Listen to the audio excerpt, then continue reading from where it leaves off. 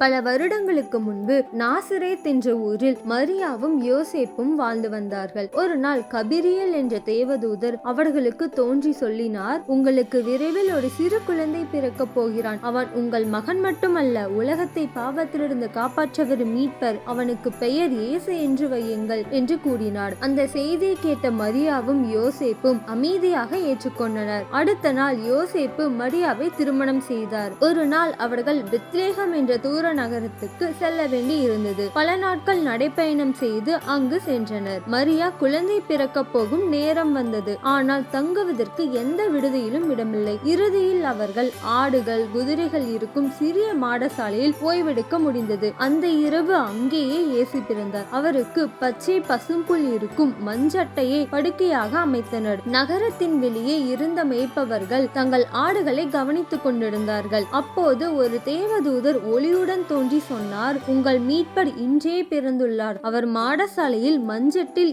கிடக்கிறார். மேய்ப்பவர்கள் அவசரமாக ஓடி வந்து இயேசுவை பார்த்து மகிழ்ச்சி அடைந்தார்கள். இவ்விதமாக தேவனின் மகன் இயேசு பிறந்தார். அதனால் தான் நாம் அந்த நாளை கிறிஸ்துமஸ் என்றழைத்து மகிழ்ச்சியாக கொண்டாடுகிறோம். சாண்டா கிளாஸ் குழந்தைகள் விரும்பும் அதிசய கதை. குழந்தைகள் எப்போதும் கேட்பார்கள், சாண்டா நம் ஆசைகளை எப்படி தெரிஞ்சுக்கிறார்? சாண்டா கிளாஸ் வடதுருவத்தில் அவரது மனைவி மிஸ்ஸஸ் கிளாஸுடன் வசிக்கிறார். அவர்களோடு பல சிறு தேவபூதங்கள் இருப்பார்கள். வருடம் முழுக்க அவர்கள் குழந்தைகளுக்கான பொம்மைகள் பரிசுகள் எல்லாம் தயாரிப்பார்கள். சாண்டா செயின்ட் நிக்கோலஸ் என்ற நல்ல மனசுக்காரனை அடிப்படையாக கொண்டு உருவான கதாபாத்திரம். நிக்கோலஸ் என்ற அந்த புனிதர் பல நூற்றாண்டுகளுக்கு முன்பு குழந்தைகளுக்கும் ஏழைகளுக்கும் அன்புடன் பரிசுகள் கொடுத்தார். அதைத் தொடர்ந்தே இன்று சாண்டா கிறிஸ்துமஸ் இரவு மிதக்கும் பனிச்சறுக்கு வண்டியில் மான்கள் உதவியுடன் வீடுகளின் கூடைகளில் பறந்து சென்று சிம்னி வழியாக இறங்கி கிறிஸ்துமஸ் மரத்துக்கு கீழ் பரிசுகள் வைக்கிறார். மற்றும் ஒரு இனிமையான கதையோடு நாங்கள் உங்களை சந்திக்கிறோம். லைக் மற்றும் சப்ஸ்கிரைப் பண்ணுங்க மக்களே.